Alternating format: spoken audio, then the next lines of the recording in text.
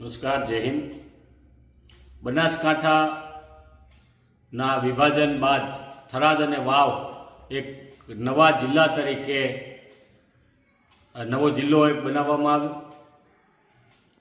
આ જિલ્લાને મહેસૂલ ખાતાની મહેકમ પૂરી કરવા માટે નાયબ મામલતદાર શ્રી, રેવન્યુ તલાટી અને રેવન્યુ ક્લાર્કની જે જરૂરત છે એ નવી ભરતી તો નથી, પરંતુ કચ્છની અંદર હાલ આ જે તમામ કાર્યરત છે એ લોકોને આ થરાદ વાવ નવા જિલ્લા માટે અહીંયાથી બદલીઓ કરી દેવા માટેનો આજે એક ઠરાવ, એક પરિપત્ર બનાવી દેવામાં આવ્યો છે, એક ફતવો જાહેર કરવામાં આવ્યો છે એમ કહી શકાય।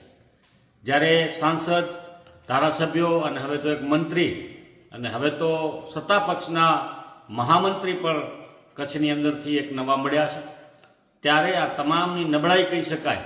કારણ કે કચ્છની અંદર શિક્ષકોની ઘટ હતી, એ ઘટ વધી છે, એ પૂરી નથી થઈ, ત્યારે નવા ક્લાર્ક, રેવન્યુ ક્લાર્ક હોય, રેવન્યુ તલાટી હોય કે નાયબ મામલતદારશ્રીઓ હોય, આ તમામની જગ્યાઓ જ્યાં ખાલી હતી એના બદલે વધારે ખાલી કરવા માટે અહીંયાથી તમામને ટ્રાન્સફર કરી અને થરાદ વાવ નવા જિલ્લા માટે ત્યાં નિમણૂકો આપવામાં આવે છે। સરકાર નવી ભરતી કરતી નથી, ત્યારે નવા જિલ્લાઓ બનાવતા પહેલાં આ તમામ વસ્તુઓને ધ્યાનમાં લેવી જોઈતી હતી।